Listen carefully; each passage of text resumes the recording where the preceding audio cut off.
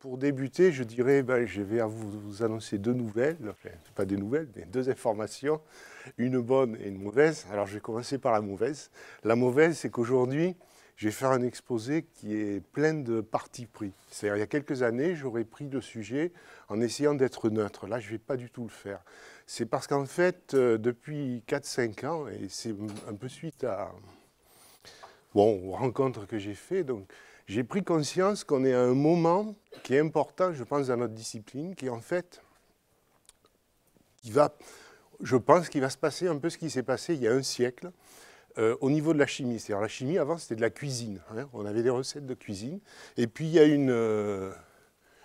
peut-être une douzaine ou deux douzaines de physiciens, qui ont élaboré la mécanique quantique et qui ont rattaché la chimie aux sciences physiques. Et en fait, maintenant, on peut dire que la chimie fait partie des sciences physiques. Ça n'était pas le cas il y a un siècle.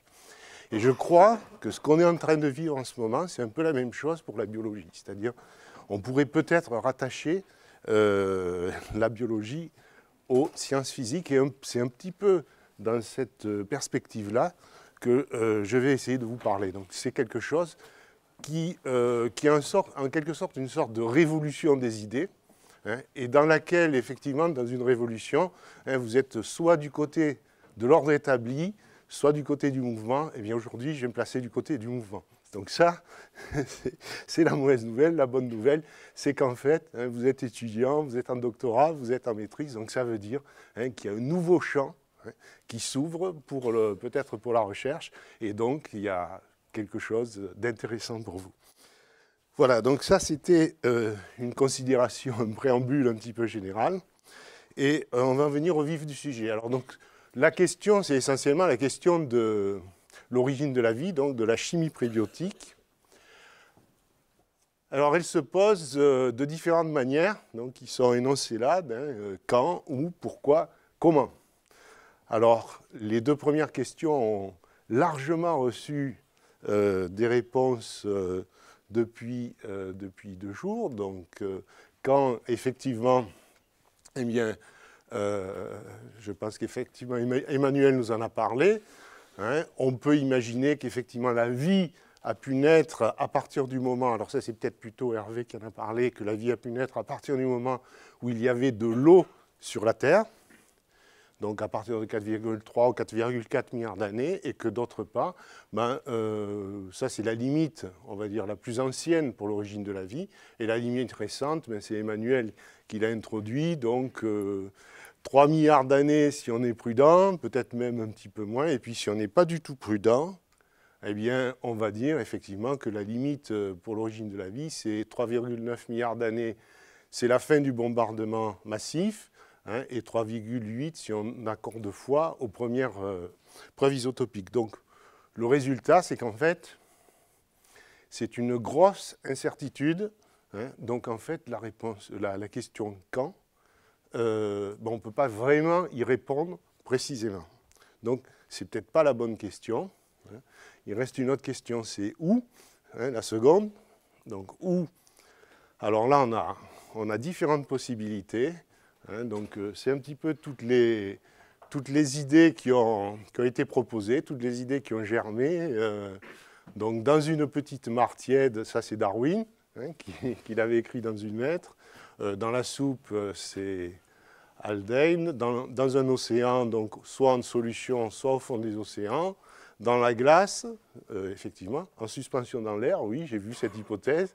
C'est dans des aérosols soulevés au-dessus des mers, ou ailleurs, bien sûr, sur d'autres corps, ici c'est Titan, sur d'autres corps du système solaire. Ce que je voudrais dire, c'est que tout ça, ce ne sont que des hypothèses, en fait. Et là-dessus, il n'y a rien vraiment qui nous permet de trancher, si ce n'est qu'on va monter des scénarios plus ou moins plausibles, etc. Et puis on va se battre, moi je pense que c'est dans la soupe, toi tu penses que c'est dans une source hydrothermale, on va se battre à coups d'arguments, et en fait, il n'y a pas vraiment de réponse claire à cette question-là. Donc, on va laisser de côté la question où, et évidemment, bien sûr, pour arriver à y répondre, il faudrait trouver des traces, oui, chose que j'ai oublié de dire, il faudrait trouver des traces de la transition.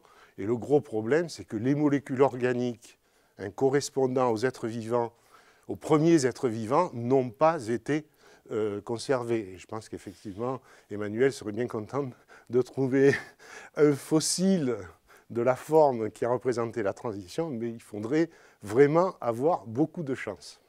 Et en fait, je pense que c'est totalement illusoire. Donc, on ne va pas pouvoir répondre à la question où. Donc, vous voyez qu'il répond. On a vite réglé les deux questions quand et où. On peut y revenir après si vous voulez. Pour se poser les questions pourquoi et comment. Alors, pourquoi ? La première hypothèse, c'est effectivement, c'est parce que quelqu'un l'a voulu. Mais ça, vous admettrez, je l'espère, avec moi, que ce n'est pas une hypothèse scientifique. Ici, on est en tant que scientifique, donc on ne va pas en parler. Enfin, je mentionne quand même. L'autre hypothèse, la vie est née par hasard. Alors, vous avez cette fameuse phrase de Jacques Monod, s'il fut unique comme peut-être le fut l'apparition de la vie elle-même, c'est qu'avant de paraître, ses chances étaient quasi nulles. L'univers n'était pas gros de la vie ni la biosphère de l'homme. Notre numéro est sorti au jeu de Monte-Carlo. Quoi d'étonnant à ce que tel celui qui vient d'y gagner 1 milliard, nous éprouvions l'étrangeté de notre condition. Donc en fait, derrière l'idée de Jacques Monod, l'idée de Jacques Monod, c'est de dire la transition s'est passée par hasard. C'est quelque chose qui ne se reproduira plus, et en fait, donc, il n'y avait aucune chance que ça se produise. Donc, en fait, ce n'est pas un thème d'investigation scientifique. Donc, si on admet cette hypothèse, ça veut dire qu'on n'a pas de recherche à faire sur l'origine de la vie. Et c'est qu'on se trouve un petit peu dans cette situation-là, où on a la chimie prébiotique d'un côté, l'évolution biologique de l'autre, et puis un grand fossé au milieu, avec l'origine de la vie qui reste un grand mystère. Et c'est vrai que c'est une hypothèse, je crois, qui a été admise, on va dire, par beaucoup de gens, c'est qu'en fait, on ne peut pas avoir d'idée de la transition. Alors, on peut aussi imaginer que la vie n'est pas née par hasard, c'est-à-dire se dire qu'il y a eu quelque chose de plus que le hasard. Et je ne suis pas en train de dire que le hasard n'a joué aucun rôle. Bien sûr, on est sur un phénomène, les phénomènes vivants. Le hasard intervient au niveau de l'évolution. Il n'y a pas de raison qu'il ne soit pas intervenu dès le départ et même avant. Donc, mais il n'était peut-être pas seul. Et dans ces conditions-là, on peut se poser la question, qu'est-ce qui peut arriver à faire un lien entre la chimie prébiotique et l'évolution biologique? Alors j'ai reproduit un petit peu une idée qui avait été exposée donc, lors d'une réunion sur l'évolution qui avait lieu à Biarritz, et je ne me souviens pas qui c'est qui l'a dit, je crois que c'est Pascal Duris, mais j'en suis pas sûr. Donc pour comprendre un processus évolutif, il faut commencer par déterminer ce qui ne change pas en cours d'évolution. Donc la question ici, si on veut se poser la question de faire un pont finalement entre les deux, d'avoir quelque chose qui est maintenu, qu'est-ce qui a pu être maintenu entre la chimie prébiotique et l'évolution biologique? Qu'est-ce qui peut être commun aux deux? C'est l'idée, en fait, qu'il y a une force motrice commune à l'évolution. Et je crois que c'est une idée nouvelle qui a été introduite donc, ces dernières années. Donc, il peut y avoir une force motrice commune, et à ce moment-là, on n'a plus cette espèce de fossé. Et on peut même... je vais aller un petit peu plus loin. Alors, la proposition, c'est en particulier la proposition d'Adi Pross, donc, qui a formulé en fait, des idées qui étaient dans l'air depuis un certain temps, mais qui les a formulées, je pense, de manière assez claire, qui est l'idée qu'en fait, cette force motrice, c'est la dynamique des réplicateurs, de ce qui se reproduit, donc je reviendrai dessus, à cause de leur capacité de croissance et des possibilités de sélection. Aujourd'hui, je vais introduire un petit peu une autre idée qui est que la disponibilité en énergie libre dans le système est aussi une force qui peut conduire à l'évolution, donc par des processus d'autocatalyse. Alors si on admet effectivement qu'on a des forces motrices, on se retrouve effectivement dans une situation où on passe de la dynamique des réplicateurs à la sélection naturelle, hein, donc au processus d'évolution darwinienne comme moteur de l'évolution. Et à ce moment-là, on peut même imaginer une transition, hein, qui n'est plus cette espèce de fossé, mais au contraire, une évolution, un processus historique, c'est-à-dire qui va être marqué par différentes étapes, différents sauts, etc. Et le choix de dire ça, c'est l'origine de la vie, ce n'est plus quelque chose qui est fondamental, c'est un choix que nous pouvons avoir. C'est à nous de dire, c'est arbitraire. Hein. Telle transition représente l'origine de la vie. Mais c'est ce qui veut dire en fait que la vie n'est pas un processus, hein, différent des phénomènes physico-chimiques qui l'ont précédé. C'est nous qui qualifions la vie de quelque chose de différent, comme on qualifie, je ne sais pas moi, une chaise, une table, etc. Donc c'est un petit peu la même chose. On est face à quelque chose de naturel. Donc voilà un petit peu le paysage dans lequel je vais essayer de parler. Alors, la grosse question pour un chimiste par rapport à l'origine de la vie, c'est qu'en fait, on a l'habitude en chimie de travailler sur des phénomènes qui se déroulent proches de l'équilibre. Et d'autre part, qui font appel à la matière en tant que matière macroscopique, c'est-à-dire qu'en fait, on travaille, hein, quand on va au laboratoire, on va peser une mole de produit, une millimole, mais on ne va jamais peser un atome, on ne va jamais peser une molécule. Hein, on ne s'intéresse pas du tout au devenir d'un atome, d'une molécule, toujours d'une population d'atomes et de molécules. Alors que vous savez très bien que dans un être vivant, hein, bien sûr, par exemple le génome, il est présent, enfin, pour les eucaryotes, on a 2 copies, donc on a un nombre très faible, hein, un nombre très faible de molécules qui peuvent influencer sur l'avenir complet d'un être vivant. Et je crois que ça, c'est une chose qu'il faut vraiment bien avoir en tête. On a d'un côté un phénomène, la chimie qui s'occupe de phénomènes statistiques, et la biologie qui s'intéresse à des phénomènes qui font appel à des petits nombres de molécules. Et effectivement, c'est un petit peu, il y a 2 idées, je crois, qui sont importantes quand on veut comprendre le vivant et l'auto-organisation en général. C'est qu'on part d'une matière, hein, qui n'est pas continue au niveau microscopique. Ça, les philosophes grecs l'avaient compris. Hein. Si on veut avoir de l'air d'un côté et puis un solide à côté, eh bien, il faut que la matière soit faite de corpuscules qui soient différents. Ces corpuscules, c'était la théorie atomistique grecque qui avait été comprise à l'époque. Et effectivement, à partir de corpuscules, on peut construire des ensembles macroscopiques dans lesquels il y a des discontinuités. Et ça, ben, on le voit par exemple dans la formation de cristaux, hein, où en arrangeant les atomes, on peut arriver à des structures macroscopiques visibles à l'œil nu, simplement parce que les atomes sont rangés, hein, correctement. Donc ça veut dire qu'on peut créer des structures par des associations covalentes, hein, non covalentes, pardon, en empilant des molécules, donc on arrive au niveau macroscopique. Ça, c'est un processus de création de structures, mais qui se produit en allant vers l'équilibre. C'est-à-dire qu'on a, par exemple, un solide qui est en sursaturé dans un liquide, en solution sursaturée dans un liquide, et il va se former des cristaux. Donc on évolue vers l'équilibre. Mais il y a un deuxième moyen de passer du stade microscopique au stade macroscopique qui est tout ce qui est capable de se reproduire, hein, ou de se répliquer. C'est-à-dire qu'on peut passer en fait d'une molécule à une mole, hein, par un processus où on va faire 2, 4, 6, etc., en multipliant par 2 à chaque fois. La deuxième chose, c'est que l'énergie non plus n'est pas une grandeur qui est continue. On sait bien que les atomes, les molécules, quand elles échangent de l'énergie, c'est sous forme de quantité d'énergie, c'est-à-dire sous forme discontinue, et on ne peut pas faire varier l'énergie d'une molécule de manière continue ou arbitraire, mais on est obligé de le faire en correspondant à des sauts entre différents niveaux d'énergie. Donc on a quelque chose qui n'est pas continu non plus.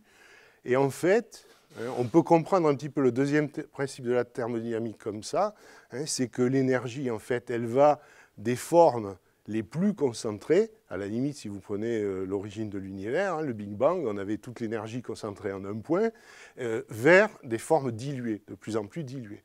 Et ça évolue toujours dans ce sens-là, donc on part de gros paquets d'énergie qui vont se couper en morceaux. Je reviendrai un petit peu là-dessus.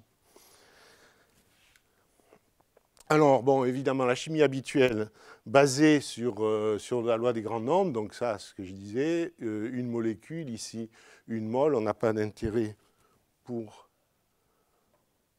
une molécule. Voilà, alors une réaction chimique. Une réaction chimique, pour vous donner un exemple, une réaction chimique, quand on la regarde, eh bien, on la décrit par exemple par une décroissance exponentielle au cours du temps, un produit A qui donne un produit B. On a ici le rapport de A, de la concentration A à la concentration initiale, qui varie de 1 jusqu'à 0 au cours du temps si la réaction est totale. Ça, c'est quand on part d'une mole. Par contre, si on part d'une molécule, évidemment, la molécule, elle réagit à un instant donné, il y a un avant-réaction et il y a un après-réaction. Si on recommence la réaction une deuxième fois, la réaction ne se passera pas au même moment, à condition d'avoir une molécule unique. Donc en fait, si vous voulez, on a une histoire. On a l'avant-réaction, on a l'après-réaction. Si on met deux molécules, ben à ce moment-là, on a un escalier comme ça. Donc on a deux transitions, et puis si on en met 10, petit à petit, on va se rapprocher de la loi exponentielle, en fait. Mais enfin, on a quelque chose qui ne prend une forme exponentielle statistique que parce qu'on a des grands nombres, et que quand on a une mole de molécules, on ne va pas compter une par une les réactions des molécules qui composent le système. Alors il y a des moments où ce type de réactions peuvent avoir de l'influence au niveau macroscopique. Et c'est le cas des réactions périodiques ou oscillantes, dans lesquelles, par exemple, ça c'est la réaction de Belousov-Zapotinsky, dans laquelle, en fait, on a des oscillations qui se produisent, et donc dans des lames minces, ça produit ce genre de structure, ça c'est l'évolution au cours du temps, donc là on descend par là, et puis ensuite on va là, où on voit ces formations de structures macroscopiques qui sont dues simplement au fait qu'il y a un très petit nombre de molécules qui peuvent arriver à influer le processus global par des processus en fait, d'amplification. Alors, donc ça c'était des exemples. Maintenant, globalement, donc, sur quelle spécificité le vivant repose-t-il? Effectivement, je pars de cette idée que ce n'est pas les sciences de la vie par elles-mêmes, ça ne veut pas dire que les biologistes sont incapables de comprendre. Les sciences de la vie par elles-mêmes ne peuvent pas trouver une explication à ce qu'est la vie.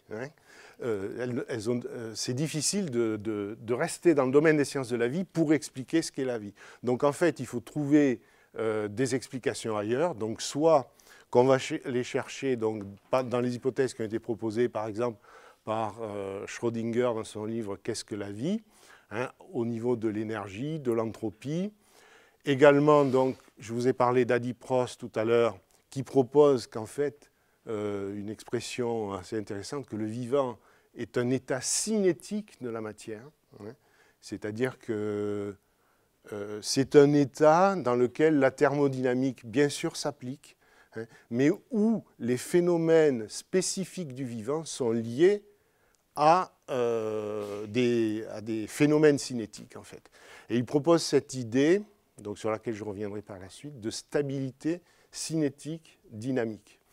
Si vous prenez la vie, bon, on a l'impression que c'est instable, c'est en permanence, mais quand même, on a vu l'origine de la vie il y a 3 milliards d'années, donc ça veut dire que la vie, elle est suffisamment stable pour être restée 3 milliards d'années, elle pourrait être restée 3 milliards d'années, et donc, bien sûr, les formes ont changé, mais la vie est un phénomène stable, et Et c'est cette recherche, en fait, de stabilité cinétique dynamique qui expliquerait, en fait, l'évolution.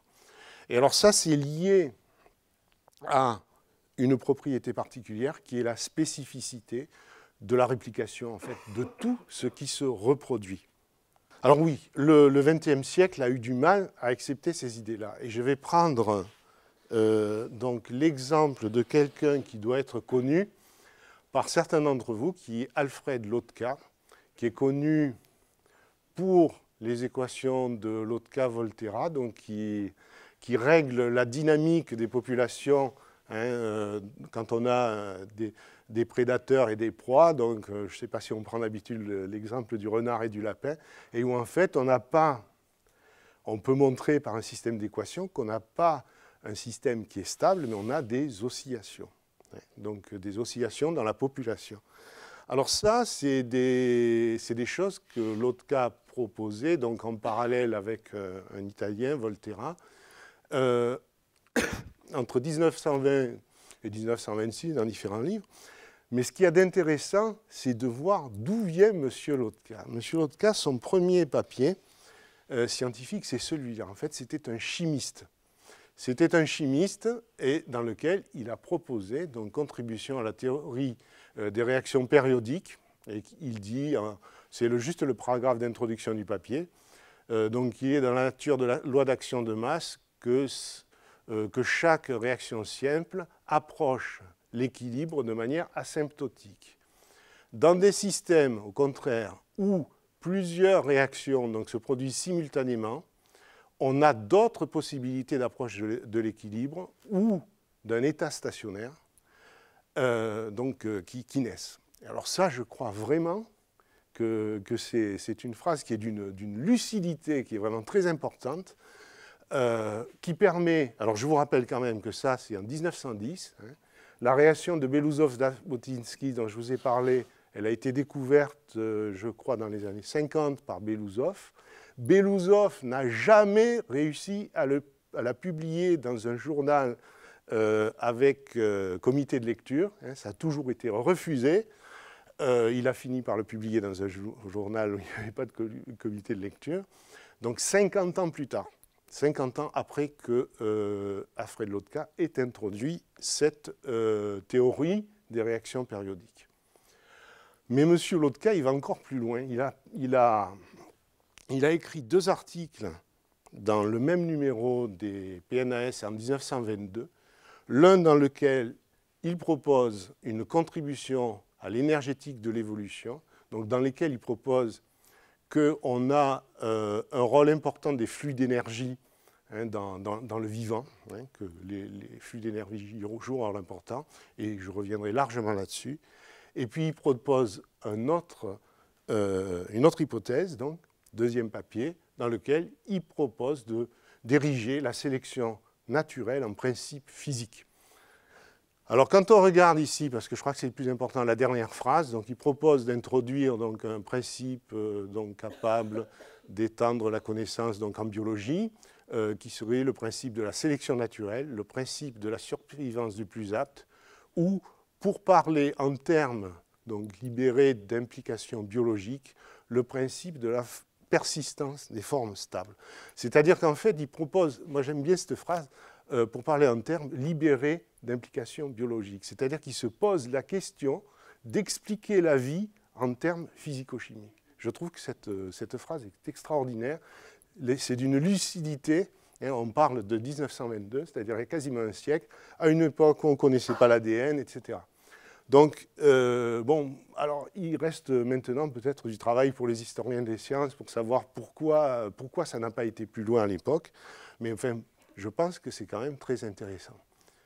Alors, je reviens donc à la spécificité de la reproduction. Alors, la reproduction, elle a 3 synonymes en chimie, qui sont la réplication, c'est-à-dire quand on a ici, c'est un petit peu le cas de la reproduction des acides nucléiques, de réplication des acides nucléiques. On a donc une chaîne, là j'ai juste mis deux nucléotides, excusez-moi, 2 nucléotides, c'est plus simple. Donc on a association pour former avec des monomères, pour former donc un complexe, en fait. On a une réaction ici irréversible qui permet la ligation des deux monomères, et puis ensuite on libère donc le nucléotide qui s'est formé et le template, si vous voulez. Donc en fait, donc là on a une multiplication par 2. Alors là j'ai pris un peu un exemple un petit peu particulier qui est celui de 2 nucléotides parce que c'est plus facile. On n'a pas comme ça besoin d'avoir une reproduction dans un sens et puis ensuite une reproduction dans l'autre. Ça va directement. On peut avoir aussi la division de vésicules. C'est un phénomène de reproduction. Hein. Si on a des vésicules ici qui croissent en taille et qui se reproduisent, c'est un deuxième type de reproduction. Puis un troisième, c'est l'autocatalyse. Hein. C'est quand on a un produit qui est lui-même catalyseur de la réaction qui mène au produit. C'est-à-dire qu'à chaque fois qu'on fait un tour, on part d'une molécule de produit, on en obtient 2, donc on multiplie par 2 à chaque fois. Alors, on sous-estime toujours le pouvoir de la reproduction. Donc, je vais vous montrer simplement qu'avec un grain de blé, on peut dépasser les capacités de l'univers à l'échelle d'une vie. Donc, il suffit tout simplement de prendre un grain de blé à la naissance d'un enfant, de le planter en terre, au bout, au premier été, on va récolter un épi de blé, on va dire que ça fait 10 grains de blé. L'année suivante, on le replante, donc on a 100 grains de blé, 10 à la puissance 2, etc. Et puis quand on arrive à 80 ans, on a 10 puissance 80 grains de blé. 10 puissance 80, c'est un nombre qui paraît astronomique, qui est même plus qu'astronomique, puisqu'en fait, 10 puissance 80, c'est le nombre de nucléons, c'est-à-dire protons et neutrons, qu'il y a dans l'univers connu. Donc vous voyez qu'avec un seul grain de blé, on peut dépasser les capacités de l'univers. Donc ça montre qu'en fait, ce n'est pas quelque chose de soutenable. Une telle croissance comme ça, elle n'est pas soutenable. Donc en fait, bon, il faut éliminer évidemment de la descendance parmi les grains de blé, sinon on dépasserait les capacités de l'univers. Alors, la deuxième chose, donc ça c'était la reproduction, je vous ai parlé d'énergie. Donc il faut un flux d'énergie. Alors là, c'est un peu plus compliqué. Mais enfin, globalement, c'est des choses qu'avait compris Schrödinger donc, dans son livre, qu'il expose dans son livre. Alors, ça a été exposé sous forme on a parlé de négantropie, donc, mais je pense que ce n'est pas la peine d'utiliser ces termes. Lorsqu'on a un système qui s'auto-organise, un système vivant ou un système chimique, c'est la même chose. On a donc le système qui est ici, et l'organisation en elle-même correspond à un accroissement d'ordre dans le système, c'est-à-dire à une diminution locale d'entropie. Vous savez tous que le second principe de la thermodynamique dit que quand on a un système isolé, son entropie ne peut pas diminuer. Elle augmente toujours. Soit le changement d'entropie est nul, soit elle augmente, l'ordre augmente, le désordre augmente, pardon. Donc ça veut dire qu'en fait un tel système dans lequel on a auto-organisation ne peut pas être un système isolé. Donc il doit échanger au minimum de l'énergie, ou bien alors de l'énergie et de la matière, avec son environnement. Ce qui veut dire qu'il doit recevoir de l'énergie sous forme de transporteurs chimiques, de photons, un petit peu tout ce qu'on veut. Et puis il doit, de l'autre côté, cette énergie, elle le traverse, mais elle ne reste pas inerte, elle est transformée au cours de la traversée du système, elle est transformée en produits inactivés et en chaleur. Et bien ça correspond à une augmentation d'entropie dans l'environnement du système, ce qui permet, bien sûr, de compenser cette diminution d'entropie. Donc globalement, l'entropie globale augmente, donc on ne viole pas le second principe de la thermodynamique. Donc il faut partir de formes concentrées d'énergie, donc des formes de basse entropie, on arrive à des formes dispersées de haute entropie. Donc globalement, la disponibilité de sources d'énergie de potentiel élevé est essentielle pour le vivant.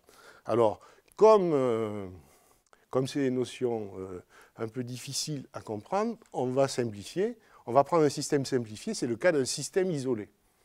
D'un système fermé. il n'est pas isolé. Fermé, ça veut dire qu'il peut échanger de l'énergie avec l'extérieur, mais pas de la matière. Alors on en a un bel exemple. Hein. La Terre, on va dire, on peut négliger les échanges de matière avec l'extérieur. Donc la Terre, globalement, elle reçoit de l'énergie du Soleil. Hein. Le Soleil, c'est un corps noir qui à 6000 degrés, donc qui émet de la lumière correspondant à 6000 degrés, donc dans le spectre visible et ultraviolet, et infrarouge aussi. Et puis de l'autre côté, la Terre, eh bien, elle a une température moyenne d'environ 287 degrés K. Donc elle émet elle aussi, hein, comme corps noir, bon, si on néglige l'effet de serre, etc., elle émet comme corps noir, donc cette fois-ci dans l'infrarouge, des micro-ondes, des choses comme ça. Donc en fait, on a transformé des quanta d'énergie concentrés, hein, qui étaient des photons visibles et UV, on les a transformés en photons infrarouges ou micro-ondes. Donc on est passé de choses concentrées à choses diluées, hein, ce qui correspond effectivement à une augmentation d'entropie. Alors quand on est maintenant dans un système chimique, un système vivant qui s'auto-organise, eh bien, on a évidemment des échanges, en plus des échanges de matière. Donc on va recevoir des transporteurs d'énergie et on va former des déchets chimiques et de la chaleur. Donc, et là aussi, donc, augmentation d'entropie pour compenser, hein, la diminution locale d'entropie dans le système qui s'auto-organise. Donc, cette notion de flux et d'énergie, elle est essentielle pour le vivant. Hein. Alors, ça introduit des contraintes énergétiques. Alors là, je vais venir à des choses sur lesquelles je suis en train de travailler, qui sont soumises, en fait.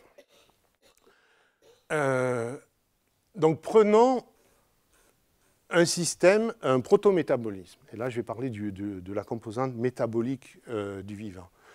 Prenons un protométabolisme. Cette notion de flux d'énergie veut dire qu'on a besoin d'une irréversibilité. On a besoin de quelque chose qui est irréversible. Donc si on écrit, hein, mettons un protométabolisme sous forme linéaire, en simplifiant, dans lequel on a, bon, par définition, on peut dire qu'on a une partie qui correspond à l'activation avec différentes espèces activées, le protométabolisme lui-même, hein, donc avec des métabolites et puis des produits qui n'ont plus d'énergie, hein, qui ont dépensé toute leur énergie lors des étapes précédentes. Donc si on a un système irréversible, ça veut dire qu'il doit y avoir au moins une des étapes, hein, dans cette succession de réactions, ou collectivement un ensemble d'étapes qui sont non réversibles. Ça veut dire que, par exemple, ici, si on prend l'étape de AN à M1, hein, on peut considérer qu'elle est irréversible si la barrière cinétique qui la sépare, hein, ici de la barrière cinétique, est suffisamment élevée pour que la réaction ne se produise pas, hein, la réaction inverse ne se produise pas à l'échelle de temps d'évolution du système.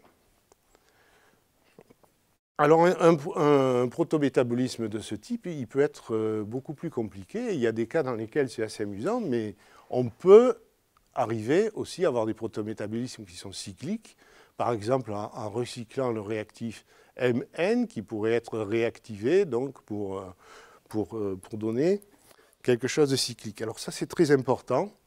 C'est très important parce qu'en fait, quand on prend un cycle métabolique comme celui-là, hein, on part d'un substrat, on arrive à un produit, et si on a une boucle ici, eh bien ce système-là, il faut prendre conscience qu'il est totalement équivalent à une catalyse. Hein. Ça revient au même si je représente le mode le plus simple de catalyse, c'est-à-dire on a un substrat, un catalyseur, hein, ça donne un complexe, une enzyme par exemple, hein, ça donne un complexe donc avec le substrat, on a la réaction au sein du complexe, ensuite la libération du produit et du catalyseur. Donc vous voyez que quand on a un métabolisme cyclique, hein, en fait c'est intéressant parce qu'on a un processus catalytique. On n'a pas besoin de catalyseur extérieur, c'est la boucle métabolique en elle-même qui joue un rôle de catalyse.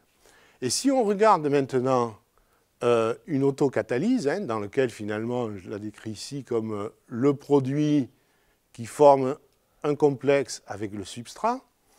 Donc, au niveau de ce complexe, on a la réaction chimique qui conduit à un complexe produit-produit, donc libération de 2 molécules de produit. On a reproduit le produit. Et en fait, quand on a une boucle, il suffit, hein, quand on a une boucle catalytique, il suffit qu'ensuite, un des produits d'une espèce formée après la boucle, si vous voulez, soit équivalente à une des espèces qui était dans la boucle, et à ce moment-là, on a une autocatalyse. Et on n'a pas besoin d'avoir un catalyseur spécial. C'est juste, en fait, donc par des moyens, j'allais dire, d'architecture, de topologie métabolique, on arrive à avoir des systèmes catalytiques ou autocatalytiques. Donc ça, c'est important quand on veut essayer de voir comment les métabolismes ont pu apparaître. Alors, dans ces métabolismes, je voudrais insister un petit peu sur une idée qui a été introduite, on va dire une intuition, parce qu'il n'a pas vraiment démontré, par Albert Eschenmoser, donc qui pense, lui, que ce qui est important dans ces systèmes, dans l'émergence de la vie par des systèmes autocatalytiques de réplication, c'est le rôle que pourraient jouer des barrières cinétiques. Donc, ce qu'il écrit là, par exemple, il faut. Donc, lui, la phrase qu'il répète tout le temps, c'est qu'il faut un environnement chimique maintenu loin de l'équilibre par des barrières cinétiques. Et que c'est, si on a cet environnement chimique qui est maintenu loin de l'équilibre par des barrières cinétiques, à ce moment-là, on va pouvoir avoir de l'auto-organisation, et c'est ça qu'il appelle une version cinétique du principe de Le Châtelier, qui est quelque chose qui n'est pas démontré, mais enfin, je pense que c'est un moyen pédagogique qu'il a de présenter les choses. Donc, le système va essayer de trouver, dans ces conditions-là, le meilleur moyen de revenir le plus vite possible à l'équilibre. Donc, en fait, bon, sans aller aussi loin que de poser un nouveau principe, on peut simplement dire qu'en l'absence de barrière cinétique, qu'est-ce qui va se passer? Le système évoluerait directement vers l'équilibre et on n'a pas d'auto-organisation possible. Donc, si on veut avoir ces barrières cinétiques, le fait d'avoir ces barrières cinétiques ralentissant les chemins menant directement à l'équilibre, ça ouvre la voie pour des processus plus complexes de catalyse, d'autocatalyse, de sélectivité, enfin tout ce qu'on connaît dans le vivant, quoi, hein. Donc, est-ce qu'on peut arriver, à partir de cette intuition d'Albert Eschenmoser, à des conclusions quantitatives? Donc, c'est ce que je voudrais montrer aujourd'hui. Donc, imaginons le métabolisme, le protométabolisme ou métabolisme dont j'ai parlé tout à l'heure.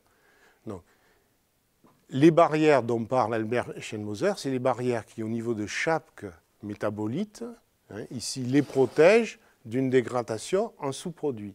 Hein, donc, ces barrières, elles interviennent simplement pour interdire ces réactions-là. Alors, comment on peut arriver à avoir quelque chose de quantitatif à propos de ces barrières? Donc, c'est en utilisant la théorie de l'état de transition. Je ne sais pas si vous connaissez. Donc, c'est ce qui permet d'expliquer les réactions chimiques, en fait, la manière dont se déroulent les réactions chimiques. Alors, je vais essayer de... Prenons l'exemple de cette réaction du métabolite I qui va donner le sous-produit I. Donc, on va supposer qu'on part du métabolite, donc il y a un certain niveau d'énergie libre, hein, pour aller au sous-produit qui, évidemment, donc on a une réaction irréversible ici, qui a un niveau d'énergie beaucoup plus bas. On va supposer qu'on va passer, que l'énergie va augmenter jusqu'à un état de transition, hein, et ensuite on va retomber de l'autre côté. La théorie de l'état de transition, elle dit la chose suivante. Ici, comme on a en fait un potentiel énergétique qui est plat, elle fait appel à la mécanique quantique un petit peu, elle dit, bien, à ce moment-là, cet état de transition, il va se décomposer à une vitesse qui est maximale, qui est la même d'ailleurs pour tous les états de transition, qui est une fréquence de vibration. Donc en fait, la vitesse de la réaction, ça va être le produit de la fréquence de vibration de cet état de transition, hein, par la constante d'équilibre entre donc le produit de départ ici, qui est le métabolite I, et l'état de transition. Donc en fait, ça conduit à une équation qui est l'équation d'Hering, dans laquelle on a donc cette expression donc, où il n'y a que des constantes, la constante de Boltzmann, la constante de Planck, la température absolue, ça correspond à la fréquence de vibration, et cette expression, donc exponentielle moins delta G, donc l'énergie libre d'activation divisée par donc, une autre constante, R, c'est la constante des gaz parfaits, et la température absolue. Donc on a ce coefficient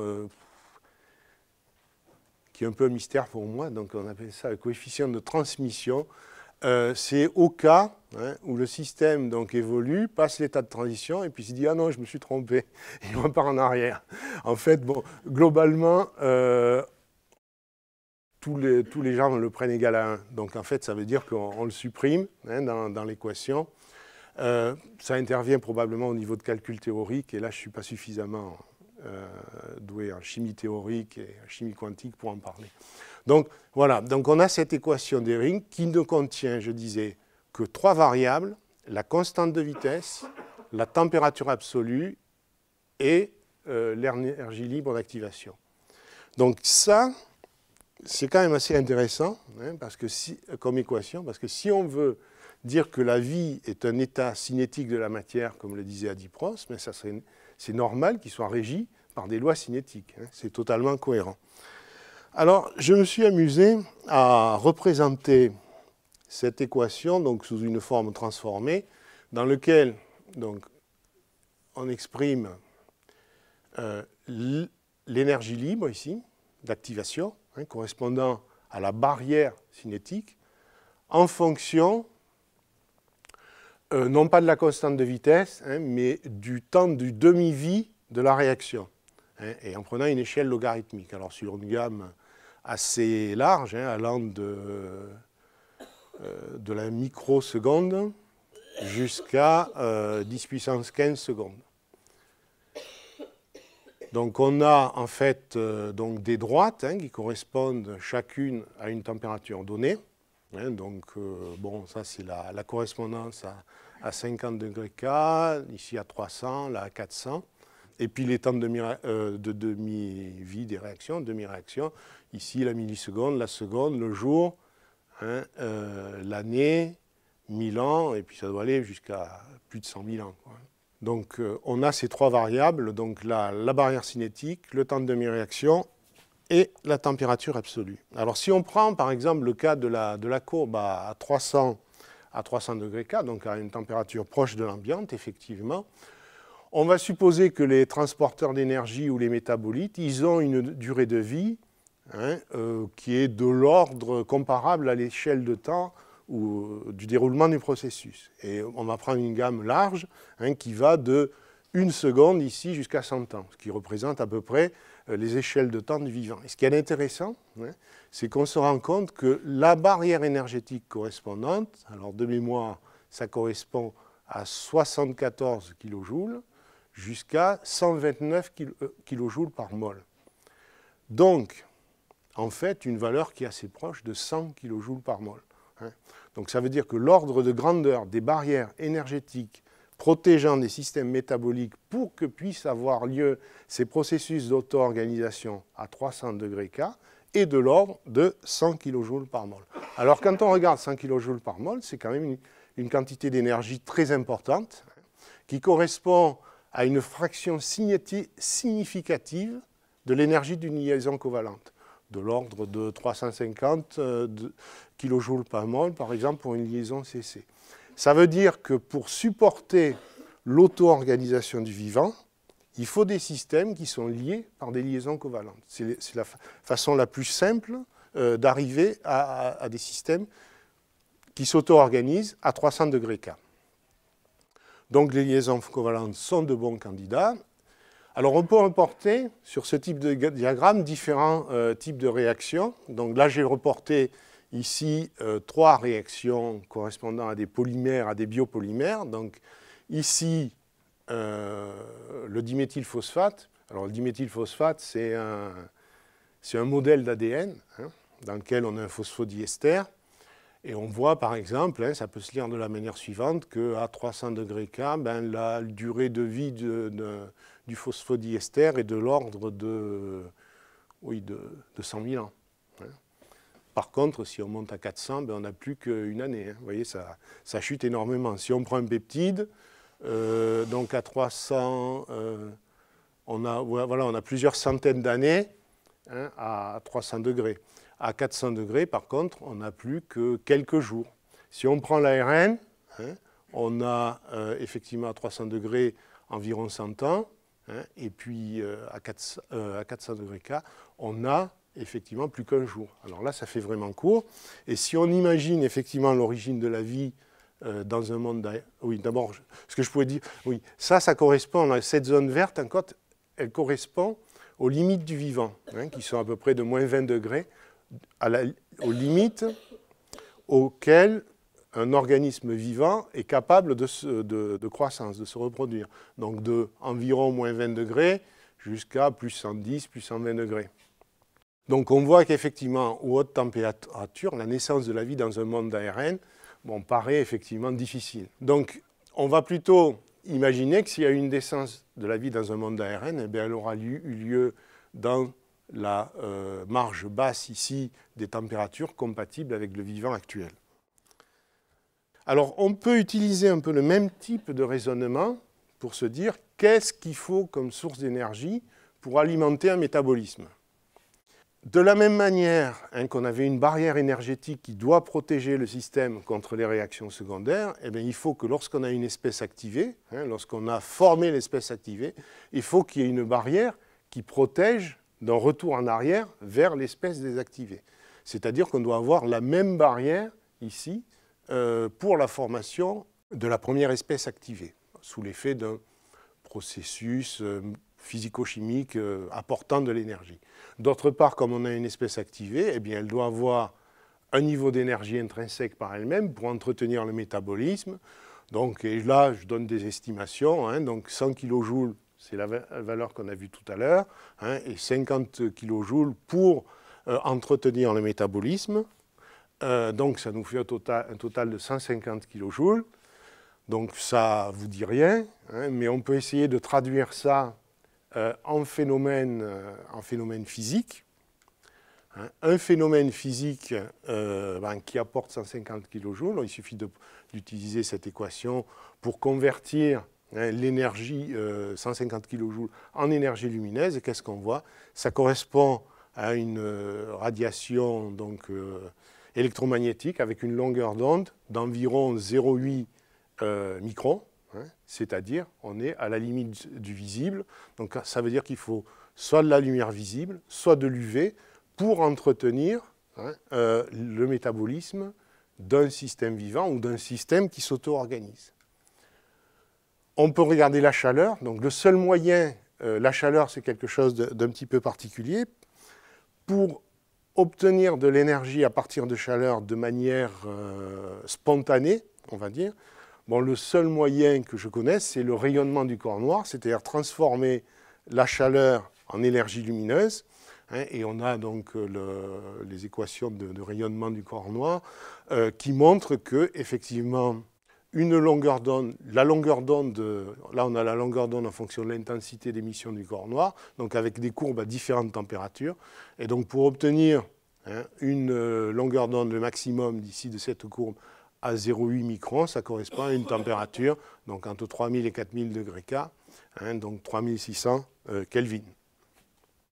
Donc ça veut dire que pour entretenir un métabolisme, une auto-organisation, il faudrait une source de chaleur à 3000 ou quelques milliers de degrés K. Je pense que c'est quelque chose qui n'était pas disponible sur la Terre primitive. C'est ce que ça veut dire. Donc la conclusion, elle est que ce n'est pas le magma qui peut entretenir un tel système. C'est ma conclusion. Donc à partir de là, j'ai été un peu vite d'ailleurs, mais enfin je n'ai pas encore fini tout à fait. On aura du temps pour la discussion. Donc ça conduit à des règles finalement pour l'émergence d'un métabolisme. Alors un métabolisme, il sert à quoi? Il sert à synthétiser des molécules. des biomolécules. Ça, c'est l'anabolisme. C'est évident pour tout le monde. Hein, on comprend tous qu'on a besoin de synthétiser tous les composants du vivant. Mais il sert aussi à organiser le flux d'énergie qui est indispensable pour éviter la violation du second principe de la thermodynamique causé par l'auto-organisation. Ça, c'est ce dont j'ai parlé tout à l'heure.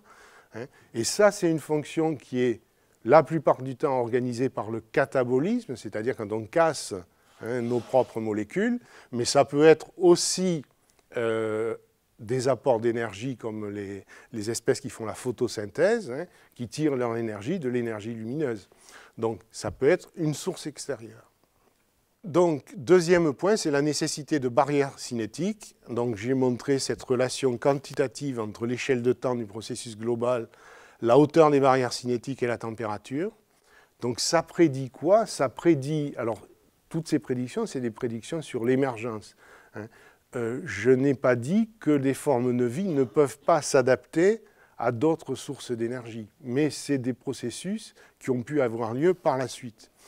Donc ça permet de prédire des conditions dans lesquelles l'émergence n'a pas une probabilité nulle, parce qu'on peut arriver à définir à partir de là des systèmes dans lesquels la probabilité est nulle et des systèmes dans lesquels la probabilité est non nulle. Je pense qu'il vaut mieux se mettre dans l'hypothèse de système où la probabilité est non nulle, plutôt que de faire totalement confiance au hasard, comme le faisait Monod au début de ce que j'ai raconté.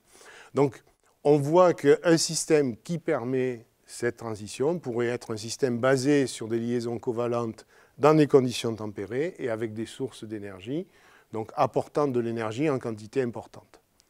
Donc, ce que je disais tout à l'heure, effectivement, la vie comme état cinétique de la matière doit être décrit par des lois cinétiques. Alors, maintenant, enfin, c'est un petit peu le comment ça s'est passé. Qu'est-ce qu'il y avait comme chimie? On a vu le pourquoi. Quelle chimie a pu organiser donc, la transition vers le vivant? Donc, on a vu les liaisons covalentes, effectivement. On sait que le carbone, c'est l'élément qui forme le plus facilement des liaisons covalentes, donc il n'y a rien d'étonnant à ce que ça soit la chimie organique. On est vraiment complètement logique. Et de la matière organique dans l'univers, donc c'est, je ne sais plus qui c'est qui parlait de Jacques Reiss, qui avait dit que la matière organique est banale dans l'univers.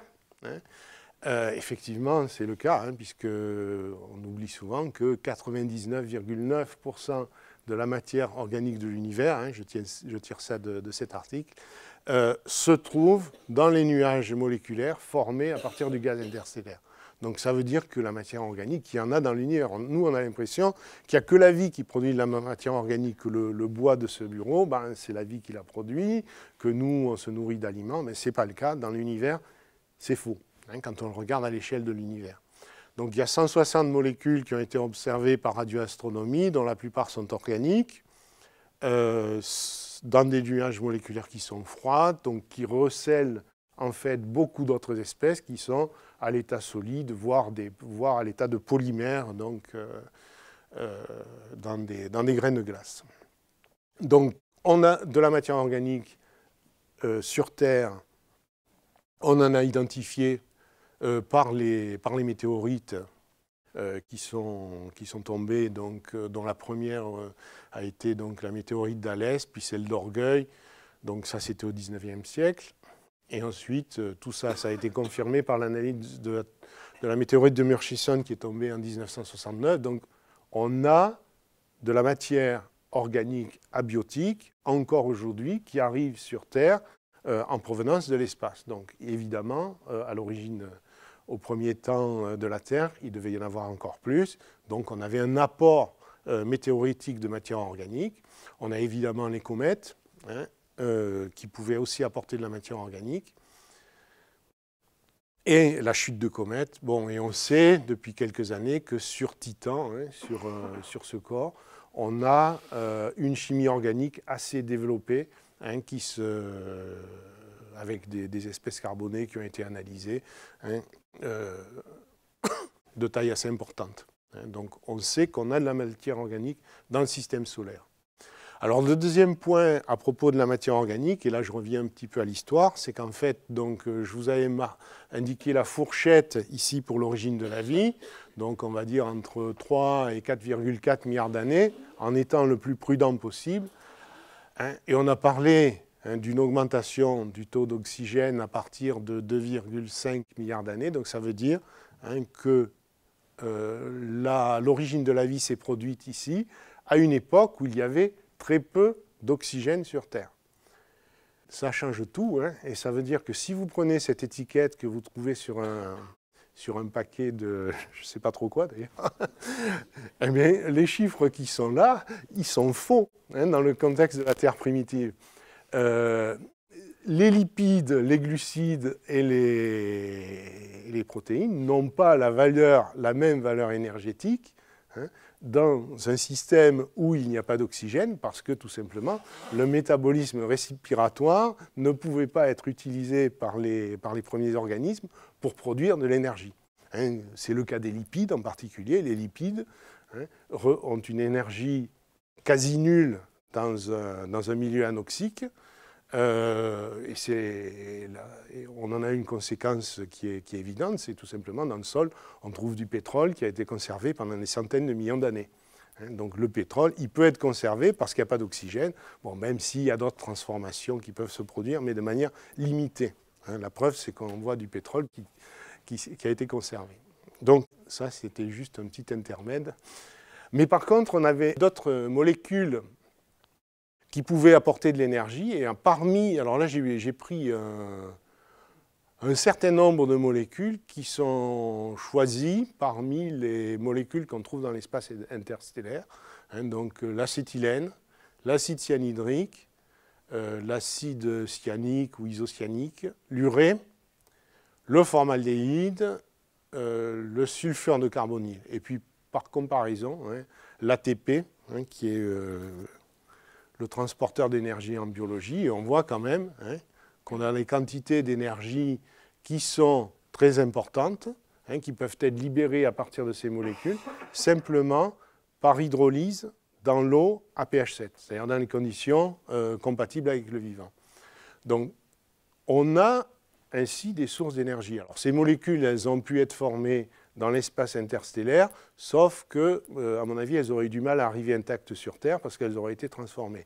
Donc, on peut avoir aussi eu des formations de ce type de molécules dans l'atmosphère, donc c'est connu en particulier pour l'acide cyanhydrique, le formaldéhyde, c'est l'explication de l'expérience de Miller, j'y reviendrai plus tard. Donc, globalement, on a différentes sources possibles de matière organique, formation dans l'atmosphère primitive, formation dans l'espace, et puis également des sources minérales, à partir de sources minérales d'énergie, donc dans les systèmes hydrothermaux. Alors comment faire des biomolécules à partir de là? Alors j'ai reproduit ici à peu près les mêmes molécules, des molécules simples. Donc on a une réaction qui est connue depuis longtemps, la formation des sucres par polymérisation du formaldéhyde, donc découverte en 1861. On a ensuite la réaction de Strecker, qui conduit aux acides aminés, qui cette fois-ci se produit à partir d'un élément minéral, donc inorganique, l'ammoniac plus un aldéhyde et l'acide cyanhydrique. On a, donc ça c'est l'expérience de Strecker, la synthèse de Strecker en 1850, c'est la voie probable de synthèse lors de l'expérience de Miller. On a la possibilité de synthétiser des nucléotides, et ça c'est tout récent, c'est John Sterland qui a introduit ça en 2009, à partir de ces réactifs simples, c'est-à-dire du phosphate, des oligomères du formaldéhyde, du cyanoacétylène et du cyanamide. Je précise, toutes ces molécules-là ont été observées dans l'espace interstellaire. Et puis, dernière possibilité, l'activation du phosphate par soit le cyanate, soit l'urée, donc et du phosphate. Alors je vais détailler un petit peu, on a un peu de temps, ça va. Je vais détailler un petit peu la réaction de Formose, donc, qui mène au sucre. Alors ça, c'est une réaction intéressante du point de vue prébiotique parce que c'est une réaction autocatalytique en fait. Si vous prenez du formaldéhyde, hein, il ne va jamais polymériser, ou très très difficilement, pour donner les sucres. Par contre, si vous prenez le dimère du formaldéhyde, qui est le glycoaldéhyde, si vous l'introduisez, donc vous rajoutez un formaldéhyde, ça va vous donner un triose, donc du glycéraldéhyde qui peut s'isomériser en dihydroxyacétone, capter une molécule de formaldéhyde, vous obtenez un tétrose, un pentose, etc. Et au niveau des tétroses et des pentoses, vous pouvez casser le sucre en deux, hein, ça vous redonne du dimère, etc. Et donc ça, en fait, c'est une boucle autocatalytique. Donc là, on a quelque chose d'intéressant qui est un système autocatalytique. Alors ça marche en milieu assez basique, mais ça peut fonctionner aussi à pH beaucoup plus faible par catalyse par des amines. Donc l'expérience de Miller, donc ça c'était pour la synthèse des acides aminés, hein, dans laquelle effectivement on a un milieu ici, un ballon rempli d'eau qui est censé représenter l'océan. Donc on porte ça à ébullition, la vapeur d'eau circule comme ça, elle arrive ici dans un ballon où on a chargé en méthane, ammoniac, hydrogène, et on fait des décharges électriques dans ce système-là. Donc il y a des molécules qui se forment, on condense, etc. Et on fait bouillir pendant plusieurs jours. Et à la fin, donc Miller a pu identifier dans ces systèmes, par chromatographie sur papier à l'époque, des acides aminés. Donc ici, attendez, c'est bien l'acide aspartique, oui, de la glycine, de l'alanine, ainsi que d'autres acides aminés en traces. Mais enfin, il a été montré depuis qu'on a beaucoup d'autres espèces qui se forment, beaucoup d'autres acides aminés. Alors, comment se font ces réactions? Donc, nous, on avait étudié ça en détail il y a quelques dizaines d'années. Oui. Donc, on a intermédiairement un aldéhyde, de l'ammoniac, du cyanure. On forme un alpha-aminonitrile qui peut ensuite être hydrolysé ici d'abord en amide puis en acide carboxylique. Ce qui est intéressant, c'est que l'aldéhyde qui est formé ici est un catalyseur pour passer de cette espèce-là à celle-là.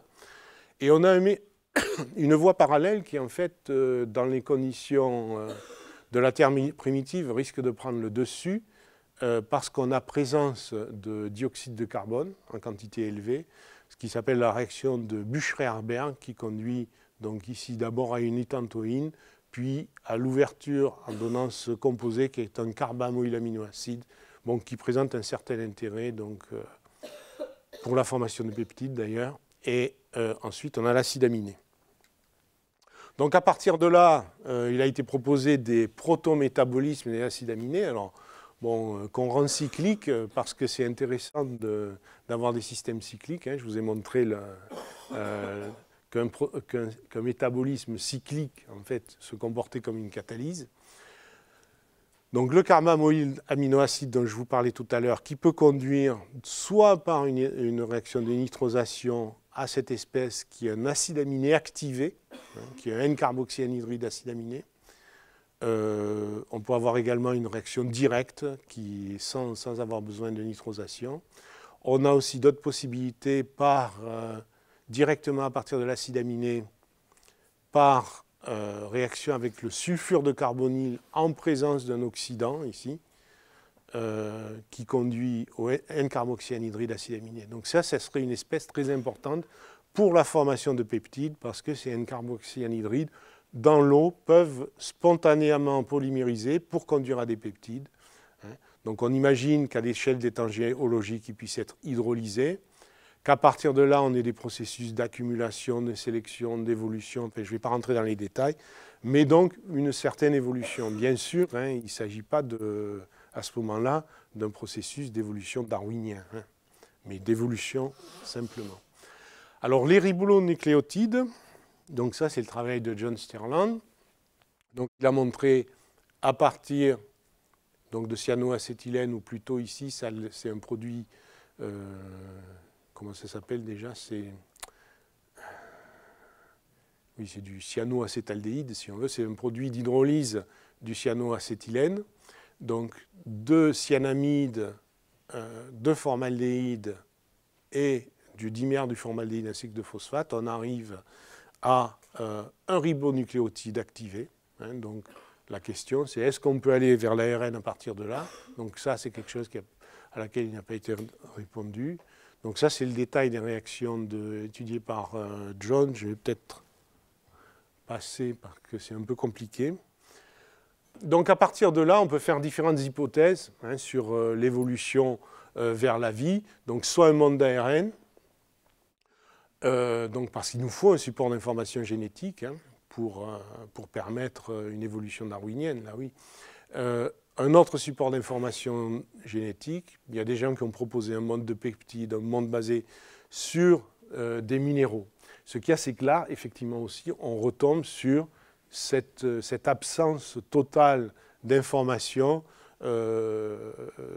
l'absence de données historiques, l'absence effectivement de traces. Donc on n'a pas beaucoup de moyens de choisir, si ce n'est effectivement ce qu'on peut savoir de la chimie et ce qu'on sait des étapes ultérieures. Donc c'est un petit peu arriver à mélanger un petit peu ce qui est connu de la vie d'aujourd'hui et les principes de la chimie.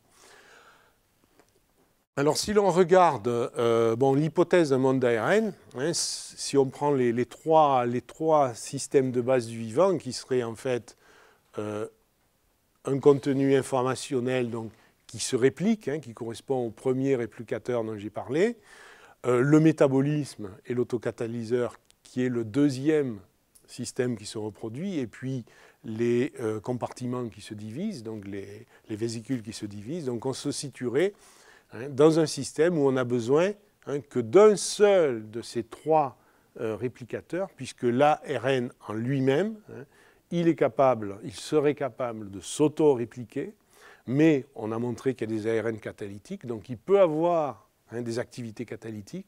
À partir de là, ces activités catalytiques peuvent avoir été sélectionnées par leur phénotype, par l'effet qu'elles ont sur la réplication de l'ARN lui-même, qui se répliquerait plus vite si on a une séquence qui est favorable. Donc, sélection de séquences, évolution.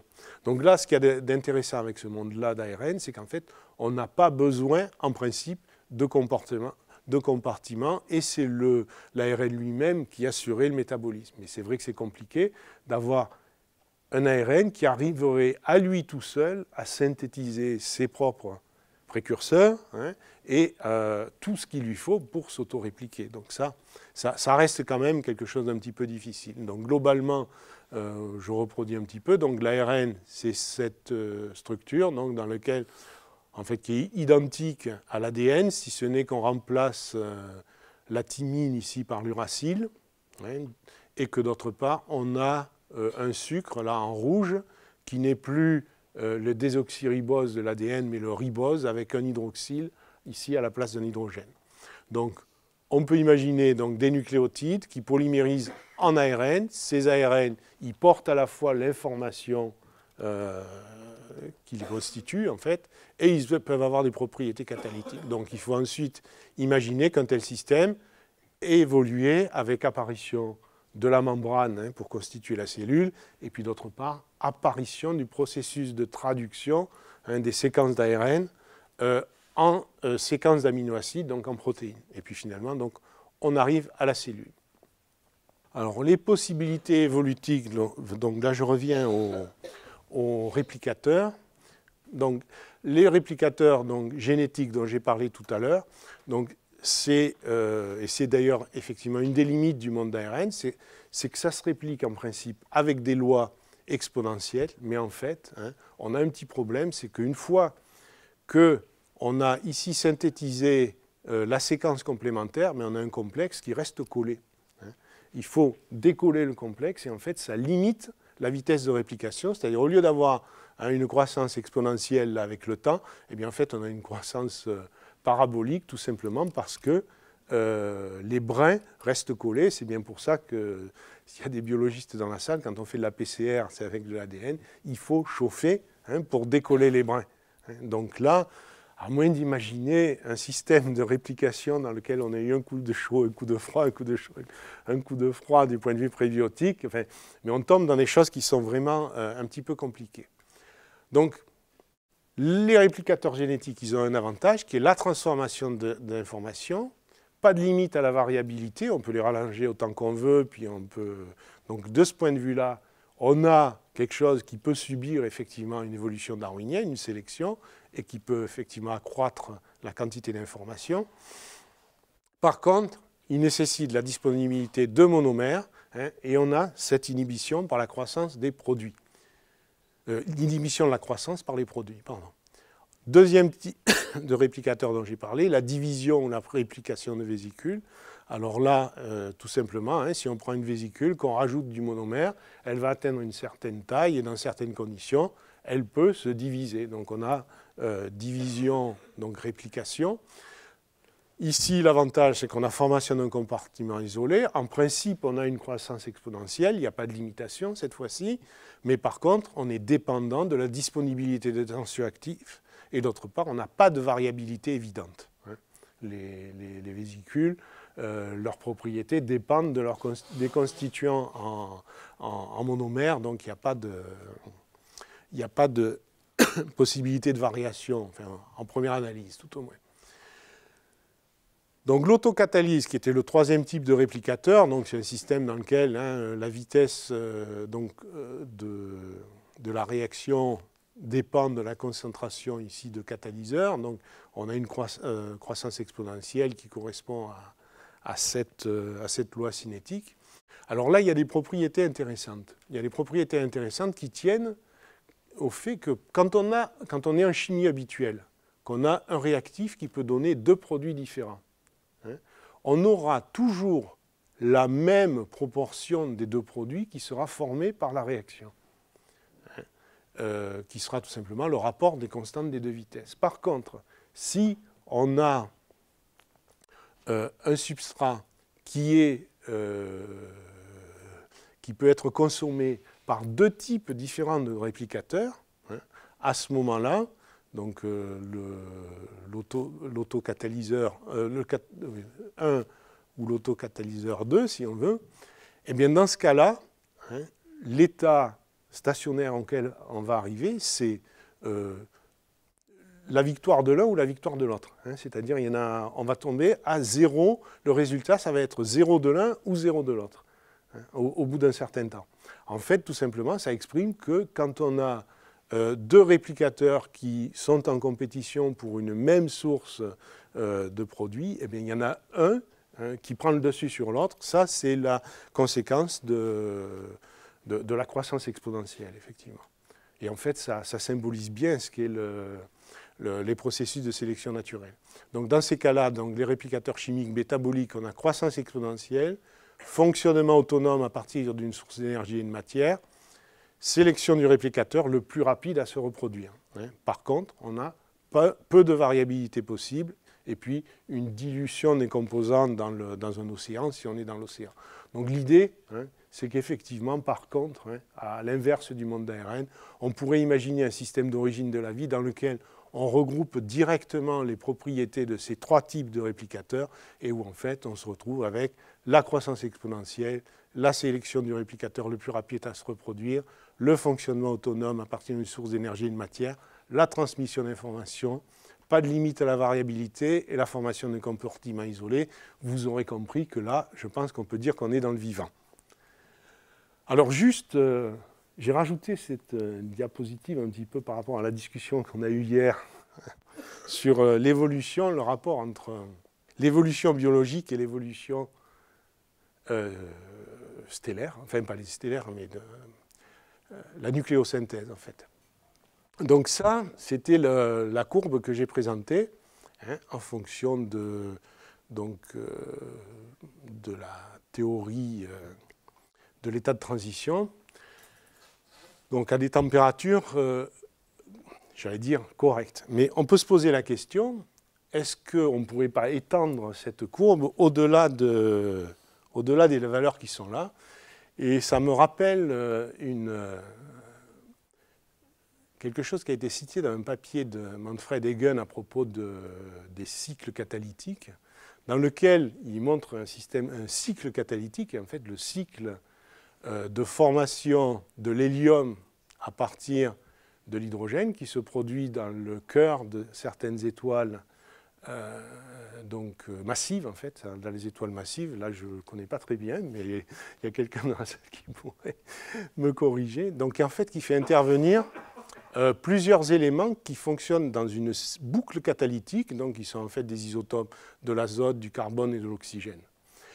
Et en fait, est-ce qu'on ne pourrait pas dire que ce cycle catalytique ne peut se produire que parce qu'il y a une barrière importante aux réactions directes de condensation de deux protons entre eux. C'est-à-dire que la source de la possibilité de cette catalyse, c'est en fait que les réactions entre noyaux atomiques ont des barrières très importantes. Des barrières très importantes. Donc à partir de là,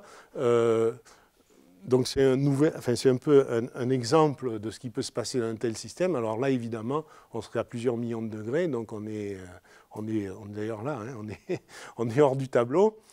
Et puis on peut aussi